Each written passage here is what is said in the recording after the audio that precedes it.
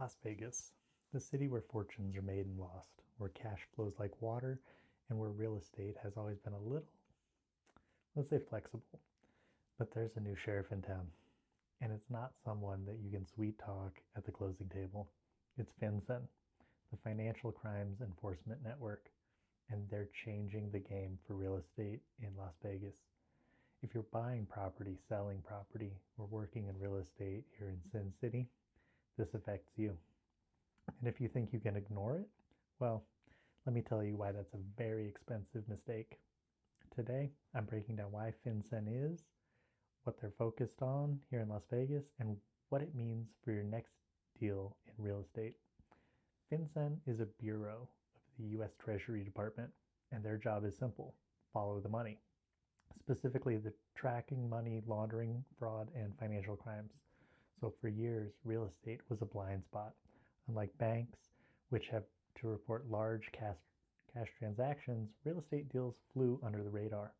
You could buy a $2 million condo with a shell company, never reveal who you really are, and boom, you've just laundered money through American real estate. And guess which cities were the biggest targets for this? Miami, New York, Los Angeles, and yes, Las Vegas. Think about it. Las Vegas has always attracted cash. We've got international buyers, luxury high rises, wealthy individuals looking for second homes, and a culture that doesn't ask too many questions about where the money comes from. It's the perfect storm for money laundering. So in 2016, FinCEN started issuing geographic targeting orders, GTOs, for high-risk real estate markets. Las Vegas was on that list from day one. And as of recent years, those rules have gotten tighter and more permanent. Here's what FinCEN requires now in Las Vegas and other covered areas. First, beneficial ownership reporting. If you're buying real estate through an LLC, a trust, or any legal entity, you have to disclose who actually owns that entity. No more hiding behind corporate veils. FinCEN wants names, addresses, and identification for the real humans behind the purchase. Second, all cash transaction reporting. If you're buying a residential property for $300,000 or more in cash or cash equivalents without a mortgage, title companies must report that transaction to FinCEN. They need to know who's buying, who the beneficial owners are, and how the money is moving.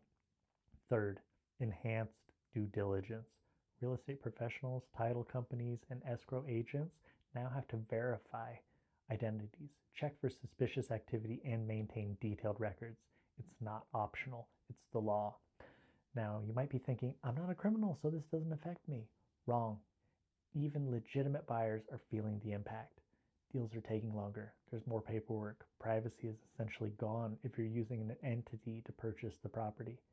Las Vegas isn't like other cities.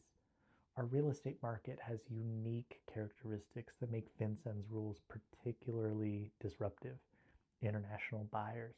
We've always had a strong interest from Chinese, Mexican, and Middle Eastern investors. These buyers often prefer privacy and frequently use corporate structures for purchases. FinCEN rules make those transactions more complicated and more scrutinized. Cash culture.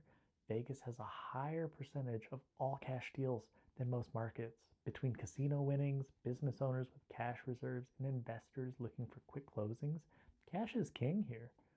But now, cash triggers automatic reporting. Luxury markets, we've got high-rise condos on the Strip, luxury homes in Summerlin and Henderson, and ultra-exclusive communities like the Ridges. These high-dollar properties are exactly what FinCEN is watching. If you're buying a $2 million penthouse at Waldorf Astoria, expect scrutiny. Privacy expectations. Las Vegas has always been a place where people value discretion. High-profile buyers, celebrities, wealth executives, they want anonymity. FinCEN rules directly conflict with that expectation. The result? Some deals are falling apart. International buyers are going elsewhere, and legitimate purchasers are getting caught up in the red tape that feels invasive and unnecessary. So if you're buying or selling real estate here in Las Vegas, here's your action plan. 1. Be transparent. If you're using an LLC or trust, be ready to disclose the beneficial owners immediately. Don't wait until closing to figure this out. Have your documents ready up front. 2, work with professionals who understand FinCEN compliance. Not every real estate agent or title company is equally versed in these requirements. Ask questions. Make sure your team knows what they're doing. 3, plan for longer closing times. The days of closing a cash deal in a week are mostly over.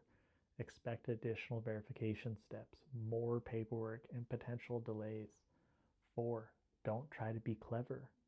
Structuring transactions to avoid reporting thresholds using straw buyers or obscuring ownership will get you in serious trouble. FinCEN has sophisticated analytics and they will find you. Number 5, if you have nothing to hide, embrace it. Yes, it's annoying. Yes, it feels like government overreach, but compliance is non-negotiable and fighting it only makes things worse. The bottom line, FinCEN is here to stay and Las Vegas real estate is in their crosshairs. The Wild West days of anonymous cash purchases are over. Adapt now or get left behind, or worse, end up in a federal investigation. This is the new reality of real estate in Las Vegas. So know the rules, follow the rules, and protect yourself. If you like content like this, please like, comment, and subscribe. It helps me, it helps the channel. And if you found this information useful or think someone that you know may benefit from this, please share it with them.